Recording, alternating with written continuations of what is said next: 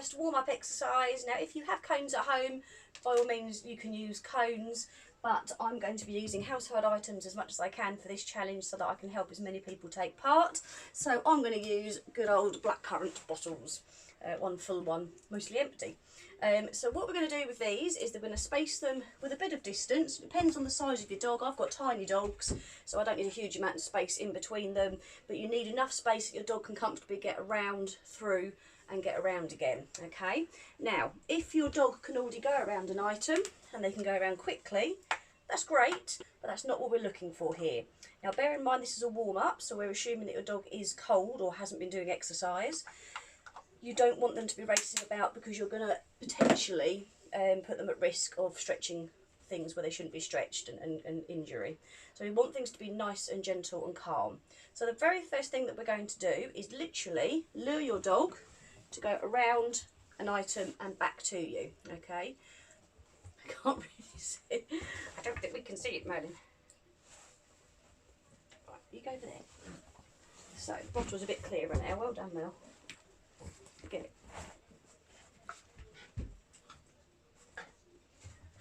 That's a bit better. So literally, I don't think Ripley's head's helping. Literally guiding around, nice and slowly, so they get the idea of how to go around an item. That's very clever. And if they can go around it one way, you get it, Mel? You can then teach them to go around the other way, can't we? Good girl. That's good. So this might be all you do for today. This might be your warm-up. If you're brand new to this, this is absolutely fine. A couple of circles in one direction, a couple of circles in the other direction, and what we're doing is we're warming up the whole body. We're stretching out all around the shoulders, we're stretching out around the hips and the pelvis, we're getting the feet and the knees moving, we're getting the elbows moving. Neck is the cervical spine here is also being stretched as they look round to do their turns. So it's a really nice all-round one for getting the body warmed up and getting them ready.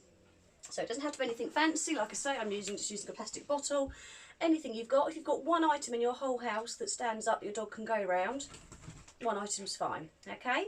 However, if you have two items, as you can see here, we can build it up a little bit and make it more of a figure of 8. Still slowly though, we still don't want your dogs to race around. Not easy to say that with my two. Right, Ripley, go get it.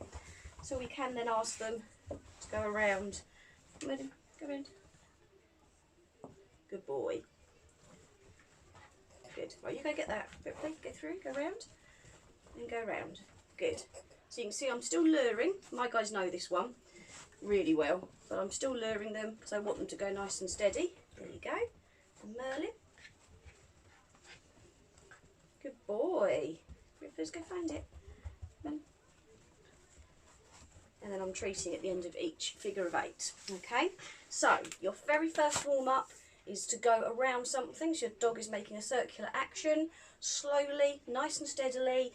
Please make sure they're on a non-slip surface. If you're working in a room that's got laminate flooring or wooden flooring, put a rug down, put something down, or go to a different room.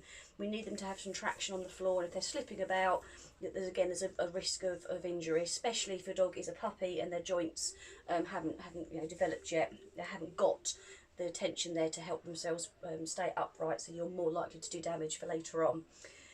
Find something they can go around, so one direction, other direction, that might be all you do, or you can try the next version up, which is 2 items and going around one and around the other as a figure of 8. Only do one, stop and treat, okay, and maybe only do 6-7 reps at a time and then stop. You don't need to go mad on this. Remember, if you haven't done conditioning or fitness with your dogs before, of any age, they may be starting to use muscles they don't normally use, and we don't want to override them. Okay, so there's your first warm-up.